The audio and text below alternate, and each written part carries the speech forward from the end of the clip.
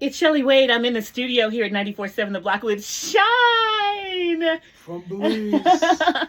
So I'm excited because Shyne is actually about to kick off a tour. 2622 LGND tour coming to a city named you. All over the country.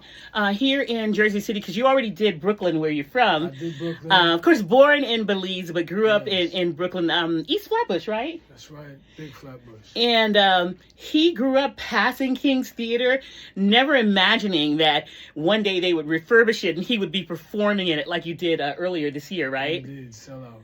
So, where are you going to be in Jersey City again? We're going to be at Lowe's Theater November 6th, 2 days before my birthday. Come out, celebrate Barrington Levy, Low C's, and a bunch of surprise guests. So I was asking Shyne, when I was interviewing him for the radio a few minutes ago, and I said, Shyne, every interview I watch you in, everything I hear you in, someone is always talking about when you went to prison. Can you tell everybody the answer you gave me when I asked you if you get tired of people asking you about that?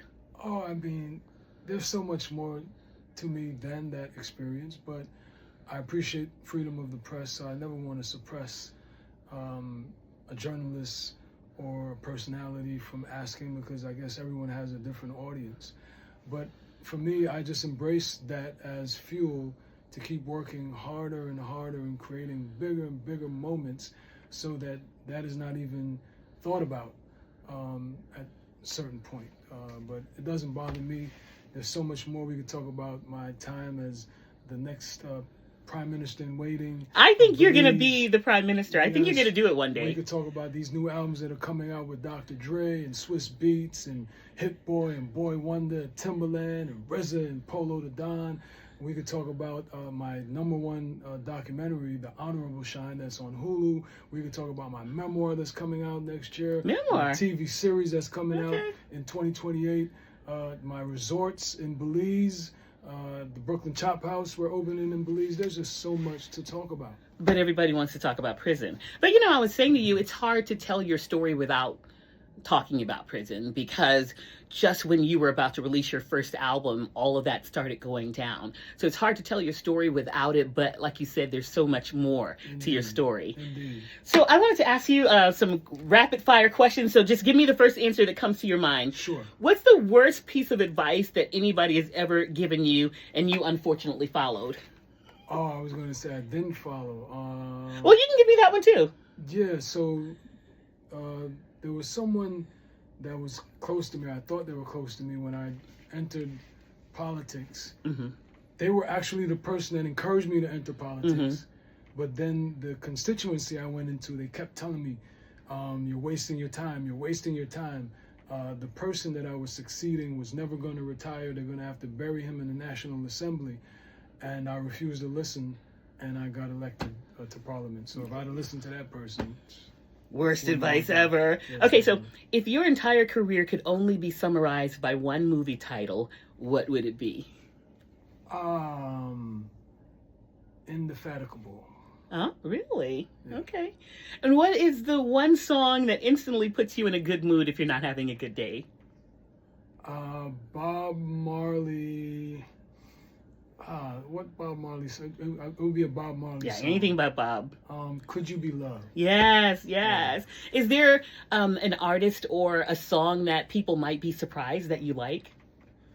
A song that I like that came out the other day. I like that Clock Teague song that came out like maybe 2 years ago. I was doing press for the Honorable documentary, and that song was viral. So people might be surprised that you like that one. Listen, Who was your ultimate childhood celebrity crush? And I can't answer that. Oh. I got into so much trouble. Oh, you would get in trouble? Okay. I got into so much trouble for that, but what about, is there a celebrity you would meet that you think you would be starstruck to meet? No, I would never be starstruck, but there's some people that I think, celebrities that I think her is incredible. Her, yeah.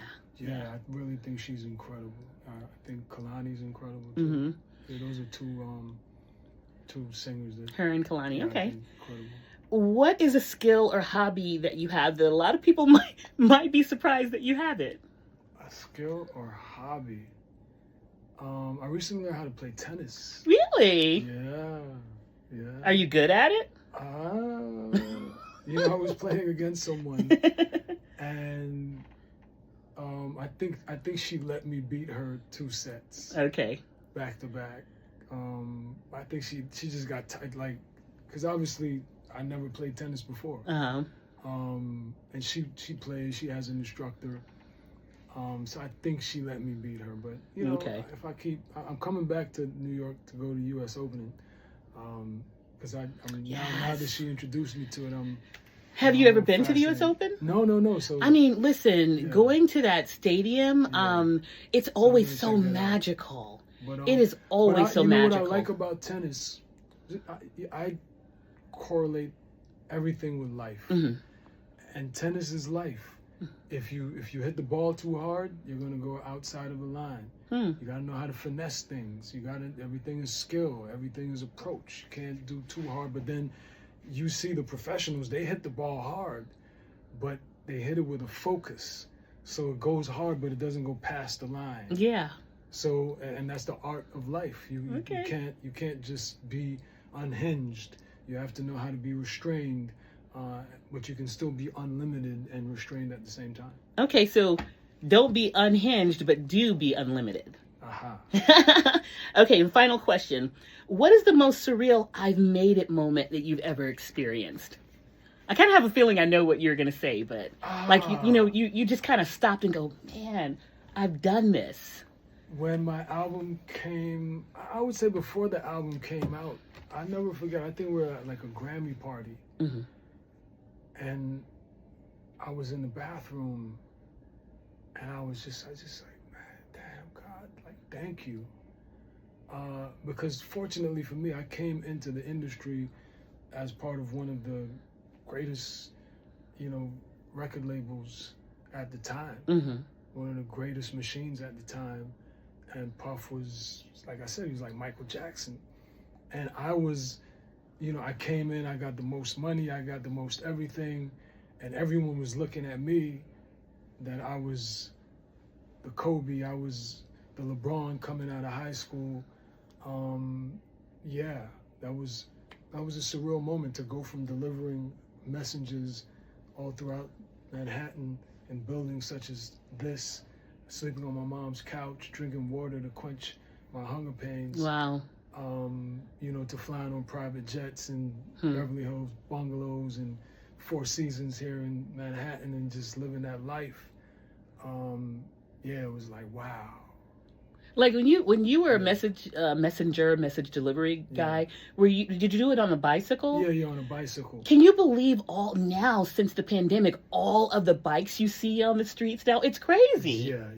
But now they have bikes that are like the motorized ones. Yeah, we didn't have that. I had to pedal. That's why you're still so in shape. but so that was a surreal moment. But then when I saw the BMG building is housed the Bad Boy records, because they were distributed by BMG Arista.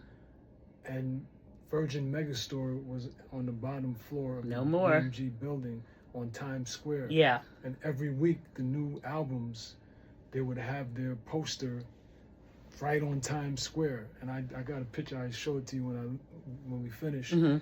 So when the Shyne album went up there, well, that's when because sometimes people, even when you come into the game and you're thought highly of and you're with the biggest record company, there are people that get shelved.